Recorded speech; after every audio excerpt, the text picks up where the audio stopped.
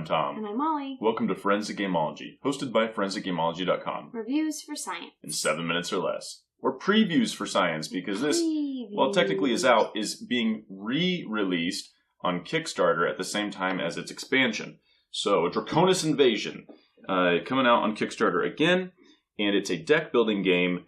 You fight these monsters. There's hydras and necromancers and wyverns and bolars and all sorts of stuff. Skull lord, skeletons and reapers. succubuses. Yeah. Oh man, hellhounds. skeletal soldiers.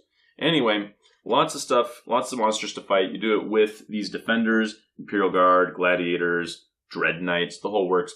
Like any typical deck building game, everyone starts with the same starting hand, a little bit of money, a little bit of fighting power, and from there you try to get the most points before the end of the game, which is signaled by the event deck getting to the bottom, or before somebody, it depends on the number of players, but typically reaches 6 monsters killed, then it ends after their turn. Let's talk simplicity versus complexity. This is going to be a simple game. Deck builders to me are fairly simple. That all of them have the same concept, right? You draw a hand of cards, you discard all of them, or you keep some. But this one, you discard all of them.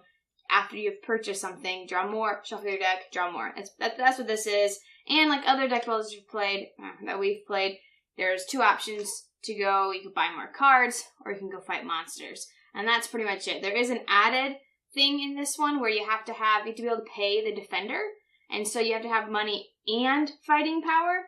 And so you can't just say, well, I've got a lot of fighting power in my hand, I'm just going to go fight this turn. You've also got to have money as well. So it's a little bit more complicated, but I still think it's a pretty simple game as far as the game genre goes. Yeah, I echo that. There is a little more complexity, like Molly said, with paying the fighter. There are also bounties. There are campaign cards that you can, you start out with a couple, but you can also use your turn to grab them. And this one, for instance, says if you have a hellhound, you get 2 points at the end, or if you have 2 succubus, you get 4 points at the end. And so there's a little bit added on, but for the most part, it's a very simple go buy a better card or go fight a monster to try to get points. Luck versus strategy.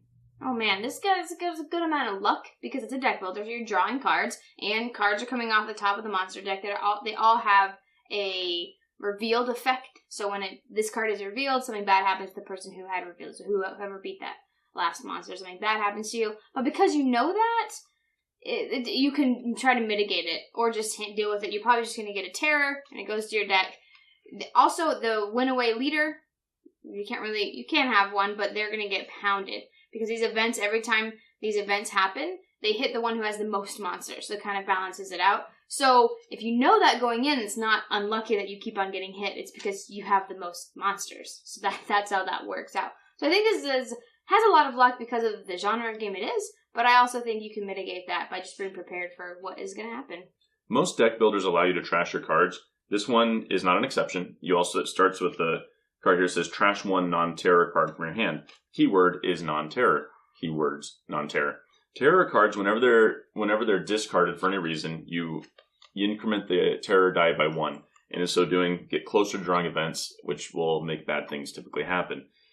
You can't get rid of terror. If there is a way, it's usually random, and you can't count on it.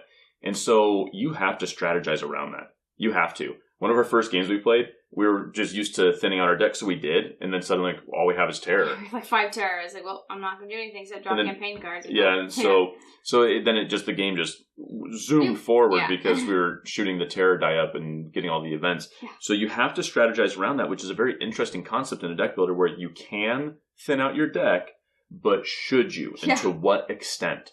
So this, although it does have a lot of luck, it also has a lot of strategy. Fun versus boring.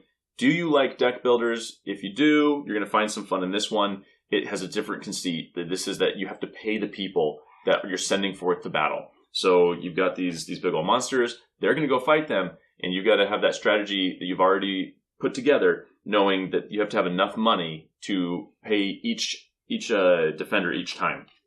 On top of that, trying to strategize whether or not you are going to get the easy five hit point kills for only a single victory point at the end of the game. But if you do, you're going to instantly be the target of every bad card there ever was. But if you can do that really quickly, you'll end the game and you'll win. Or are you going to go after bigger guys and maybe take the chance that someone else is going to get the quick win? But if you go for bigger guys and get bigger monsters, you'll make the cut.